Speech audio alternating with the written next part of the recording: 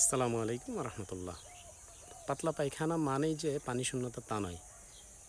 কখন বুঝবেন আপনার বাচ্চা পানি শূন্যতায় ভুগছে?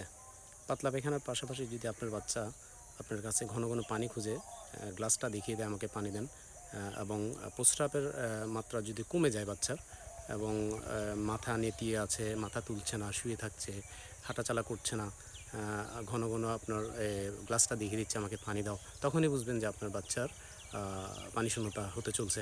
এবং আরেকটা জিনিস খেয়াল করবেন, বাচ্চার পেটের চামড়া টেনে দেখতে পারেন। যদি বাচ্চার পেটের চামড়া বুড়ো মানুষের চামড়ার মতো ঢিলে হয়ে যায় এবং টেনে যদি ছেড়ে দেন, মুভ করতে যদি একটু সময় লাগে, তাহলে বুঝবেন যে আপনার বাচ্চায় পানি শূন্যতায় ভুগছে। সেক্ষেত্রে আপনি তাড়াতাড়ি ওরসালাইন খাওয়াবেন ঘন ঘন, যেটা বলছিলাম 500 ml পানিতে একটা ওরসালাইন বানাবেন, 12 ঘন্টা ঠিক থাকবে, ওগুলো খাওয়াবেন ঘন ঘন। আর 6 মাসের বাচ্চার ব্যাপারে আপনি বুকের দুধটা দিবেন, খাবার স্যালাইন না। 6 মাসের বাচ্চার ভিতরে হলে সাথে সাথে আপনার ফ্যামিলি ডক্টরের সাথে পরামর্শ করে একটা ভালো